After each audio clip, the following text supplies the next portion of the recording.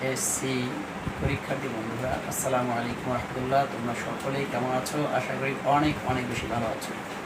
আজকে আমি তোমাদের মাঝে যে গুরুত্বপূর্ণ বিষয়গুলো নিয়ে আলোচনা করব সেটা হচ্ছে paragraph, story writing, letter writing এবং গ্রাফ রাইটিং।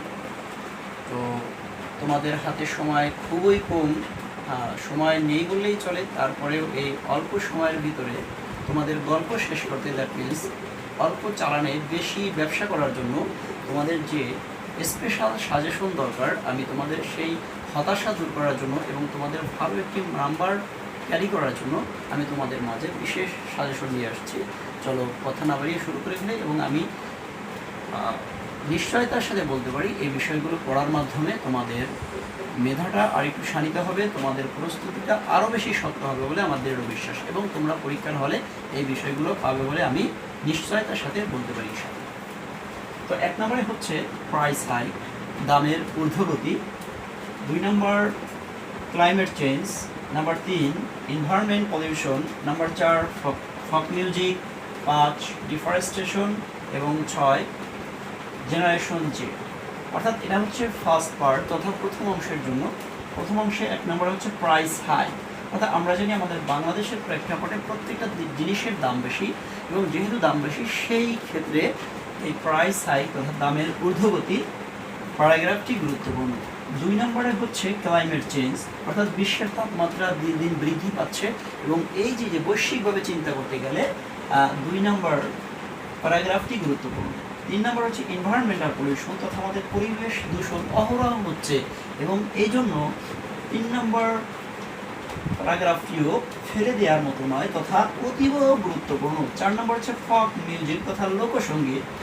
5 নম্বর হচ্ছে ডিফরেস্টেশন, অর্থাৎ বন নিধন।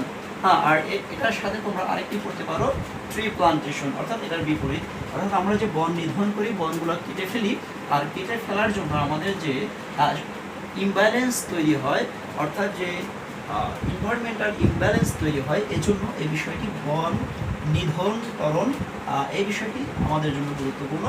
আমি মনে করি যে এই বিষয়টি তোমাদের জন্য সবচেয়ে বেশি গুরুত্বপূর্ণ, এজন্যই আমি অনেক গবেষণা করে তোমাদের জন্য এই বিষয়গুলো নিয়ে এসেছি। 6 নম্বরে যে বিষয়টি আছে জেনারেশন জে, অর্থাৎ 1997 থেকে শুরু করে 2012 সাল পর্যন্ত যে জেনারেশনটি ছিল সেই জেনারেশন হচ্ছে জেনারেশন জে। এই বিষয়গুলো খুবই গুরুত্বপূর্ণ। সেকেন্ড পার্টের জন্য যে প্যারাগ্রাফগুলো আমি তোমাদের জন্য নির্ধারণ করেছি এবং তোমাদের জন্য যাচাই বাছাই করে সেট করেছি, ঠিক করেছি সে বিষয়গুলো, তার ভিতরে 1 নম্বরে হচ্ছে ড্রাগ অ্যাডিকশন, অর্থাৎ মাদকাসক্তি। 2 নম্বর হচ্ছে রোড অ্যাক্সিডেন্ট, অর্থাৎ আমাদের বাংলাদেশে কিন্তু রোড অ্যাক্সিডেন্টের একটা সয়লাভ পড়ে যাচ্ছে। পত্রিকাতে বের হলেই দেখা যায় বা পেপার পত্রিকা খুললেই দেখা যায় রোড অ্যাক্সিডেন্ট, এই জন্য আমাদের এই রোড অ্যাক্সিডেন্টটি খুবই গুরুত্বপূর্ণ। তারপর হচ্ছে ফুড অ্যাডাল্টারেশন, 3 নম্বরে খাদ্যে ভেজালকরণ, অর্থাৎ আমরা দেখা যাচ্ছে আমরা বাঙালি যারা আছি আমাদের কিন্তু একটা অভ্যাসে পরিণত হয়ে গেছে খাদ্যে ভেজাল দেওয়া, আর এই খাদ্যে ভেজাল থেকে মুক্ত করানোর জন্য যত পদ্ধতি আছে আমরা যারা নতুন জেনারেশন রয়েছি এদের কিন্তু এই বিষয়টা একেবারে দৃঢ় হস্তে দমন করা উচিত। তো সেজন্য ফুড অ্যাডাল্টারেশন বিষয়টিও গুরুত্ব রাখে। 4 নম্বর হচ্ছে ফিমেল এডুকেশন, অর্থাৎ নারী শিক্ষার গুরুত্বের বিষয়ে। আমাদের নারী শিক্ষা করলে কী লাভ কী ক্ষতি, অর্থাৎ নারীদের শিক্ষার বিষয়ে এই প্যারাগ্রাফটি আলোচনা করবে, তাই এটিও ফেলে দেওয়ার মতো নয় তথা খুবই গুরুত্বপূর্ণ। 5 নম্বর হচ্ছে ভিলেজ অ্যান্ড রুরাল লাইফ, তোমাদের জন্য বিষয়টি এটা নোট আউট করে রাখতে পারো যে village life and rural life, অর্থাৎ আমরা অনেকেই আছে যে অল্প পড়ার মাধ্যমে আমরা বেশি লাভ করতে চাই, বা অনেকেই আছে একটু এর আগে পড়তে পারেনি কিংবা পড়তে সময় পায়নি, তাই যারা পড়তে সময় পাওনি কিংবা একটু অলসতা বশত তোমরা কি পড়বা কি না পড়বা সে বিষয়টি তোমরা খুঁজে পাচ্ছিল না, এবং কোন বিষয়টি সবচেয়ে গুরুত্বপূর্ণ, অর্থাৎ 1-2টা পড়লেই যেগুলো চলে আসবে সেগুলোর ভিতরে একটা হচ্ছে বলা যায় যে ভিলেজ অ্যান্ড রুরাল লাইফ। আমি বলতে পারি যে 99.99% গুরুত্বপূর্ণ ভিলেজ অ্যান্ড রুরাল লাইফ, কেননা বিগত বছরে দেখা যাচ্ছে যে প্রায় প্রতি বছর এই প্রশ্নটি কোনো না কোনো বোর্ডে চলে আসছে। তাই তোমরা যারা এখনও প্যারাগ্রাফ পড়োনি তাদের জন্য আমি বলবো যে তোমরা village life and rural life এই প্যারাগ্রাফটি সর্বাগ্রে তথা সবার আগে এই প্যারাগ্রাফটি পড়বে। এটা আমার তোমাদের প্রতি বিশেষ সাজেশন রইল। তোমরা যারা একেবারে 2টা 3টা পড়েই বা একটা দুইটা পড়েই তোমরা যারা একেবারে মানে প্যারাগ্রাফটি কমন ফেলতে চাও, হ্যাঁ তোমাদের পূর্ণ মার্ক পেতে চাও, তোমরা ভিলেজ অ্যান্ড রুরাল লাইফটি দিয়ে শুরু করবে। আর তোমরা যারা অনেক পড়েছ তারা এই ভিলেজ লাইফ অ্যান্ড রুরাল লাইফটি বেশি করে প্র্যাকটিস করবা তথা রিহার্সাল দিয়ে যাবা, যাতে করে একটু ভুল না হয়। 6 নম্বর হচ্ছে uses and abuses on social media. তথা আমরা জানি সোশ্যাল মিডিয়া এটা হতে পারে ফেসবুক, হতে পারে হোয়াটসঅ্যাপ, হতে পারে Messenger, what ever it is, যাই হোক না কেন তোমরা কী করবে যে যদি আছে uses and abuses of mobile phone, ঠিক এটা লিখবা। Uses of abuses of internet এটা লিখবা। Uses and abuses of Facebook তোমরা এটা লিখবা। অর্থাৎ একটি পড়লেই তোমরা যে কোনো উপায় অর্থাৎ যেভাবেই প্রশ্ন হোক না কেন তোমরা এটা লিখে দিয়ে আসবা, আশা করি পূর্ণ মার্ক পেয়ে যাবে ইনশাআল্লাহ। 7 নম্বরে যে বিষয়টি নির্ধারণ করেছি সেটি হচ্ছে 3 জিরোস, অর্থাৎ ডক্টর মোহাম্মদ ইউনুস 3 জিরোর বিষয়ে ধারণা দিয়েছেন এবং ডক্টর ইউনুস যেহেতু ক্ষমতা আছেন সেহেতু এই বিষয়টি খুবই গুরুত্বপূর্ণ। 3 জিরোস হচ্ছে zero poverty, zero net carbon emission এবং জিরো আনএমপ্লয়মেন্ট। এই বিষয়টি সম্পর্কে একটু টুকিটাকি ধারণা নিয়ে যাবা, যেহেতু এই বিষয়টি আমি নিজে অ্যাড করেছি এবং নতুন অর্থাৎ নতুনত্বের খাতিরে এই বিষয়টি আসার সম্ভাবনা রয়েছে। আশা করি তোমরা এই বিষয়টি পড়বে এবং তোমাদের রেজাল্ট ভালো হোক। হ্যাঁ, এবার আসি আমরা স্টোরি রাইটিংসে। স্টোরি রাইটিংসের মধ্যে যেগুলো গুরুত্বপূর্ণ সেগুলো নিয়ে এসেছি। Number 1, an honest woodcutter. Number 2, nobody trust a liar. Number 3, where there is will, there is way. Number 4, money can bring happiness. Number 5, devotion to mother. Number 6, praise doesn't make a man great. Number 7, the lion and the mouse. যে মাত্র 7টি story তোমাদের মাঝে নিয়ে এসেছি এবং এই 7টি story যদি তোমরা পড়ে যাও আশা করি পরীক্ষার হলে হতাশ হওয়া এবং ইনশাআল্লাহ হাসি মুখেই বের হবে এবং ভালো করেই স্টোরিগুলো লিখে আসতে পারবা। আমি মনে করি এর বাইরে পড়ার দরকার নেই। তারপরেও যারা বেশি স্ট্রং প্রিপারেশন নিতে চাও তারা বিভিন্ন সালের বোর্ড পরীক্ষার যেগুলো এসেছে সেগুলো দেখে যেতে পারো, কিন্তু আমি মনে করি এগুলো থেকে আসবে। ধন্যবাদ। ইনফর্মাল লেটার তথা ইমেইলে 1 নম্বরে হচ্ছে প্ল্যান আফটার এইচএসসি এক্সামিনেশন, অর্থাৎ এইচএসসি এক্সামিনেশনের পরে তুমি কি করবে সে বিষয়ে বলতে হবে।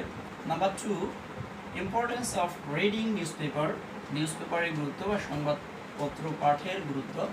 Number 3, preparation of NCU exam, অর্থাৎ এক্সামটার নিশ্চয়তার বিষয়ে যে আমি কতটুকু প্রিপারেশন নিয়েছি কতটুকু কি নিয়েছি এ বিষয়ে অপরকে জানান দেয়া। 5 নম্বর হচ্ছে telling the progress of studies, অর্থাৎ এই যে লেখাপড়ার উন্নতি কতটি উন্নয়ন হয়েছে পড়ালেখার বিষয়ে সে বিষয়ে বলা। 6 নম্বর হচ্ছে কংগ্রাচুলেশন অন ব্রিলিয়ান্ট সাকসেস, এই বিষয়টি হচ্ছে গুরুত্বপূর্ণ, ঠিক আছে। এই যে কংগ্রাচুলেশন অন ব্রিলিয়ান্ট সাকসেস এই বিষয়টি যারা অল্প করে মানে কমন পড়াতে চাও, মানে একেবারে অল্পের মধ্যে অল্প, হ্যাঁ যেটা না পড়লেই নয় এটা আগে পড়তে হবে। Congratulation on brilliant success.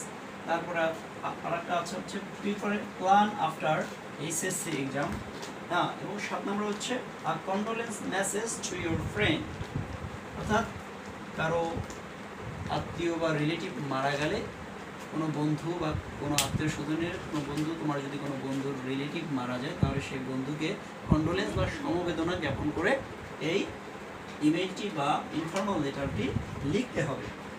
তারপর হচ্ছে 8 নম্বর হচ্ছে লার্নিং ইংলিশ, হ্যাঁ এখানে আমি সংক্ষিপ্ত লিখেছি যেহেতু তোমরা ডিজিটাল যুগের স্টুডেন্ট তো তোমরা বুঝতে পারবা সেই জন্য আমি অল্পতেই লিখে শেষ করেছি, ফেসবুকের ভাষায় ইউজ করেছি। তো যাই হোক, তাহলে এই বিষয়গুলো পড়ার মাধ্যমে আশা করি তোমাদের ভালো একটা রেজাল্ট ক্যারি করতে পারবে। এবার আসা যাক গ্রাফ চার্টে। গ্রাফ চার্ট আমি বেশি দিইনি, মাত্র 6টা দিয়েছি, এগুলি পড়বা। এবং আগেই বলে রাখি যে কোনো একটা পড়লে একটার যে বুঝে বুঝে পড়লে তাহলে একটা পড়লেই বানিয়ে লেখা যায়। তো মান্থলি 1 নম্বর হচ্ছে মান্থলি ফ্যামিলি এক্সপেন্ডিচার, অর্থাৎ মাসের যে পারিবারিক খরচ এই বিষয়টা। 2 নম্বর হচ্ছে the number of mobile phone users, অর্থাৎ কতজন মোবাইল ফোন ব্যবহার করে সে বিষয়ে। 3 নম্বর হচ্ছে young people's attitude to first time, অর্থাৎ অবসর সময়ে আমরা কে কী করি, ইয়াং জেনারেশনরা কে কোন কাজে ব্যয় করে বা কে কোন বিষয়ে ব্যয় করে সেই বিষয়টা সম্পর্কে বলা হয়েছে।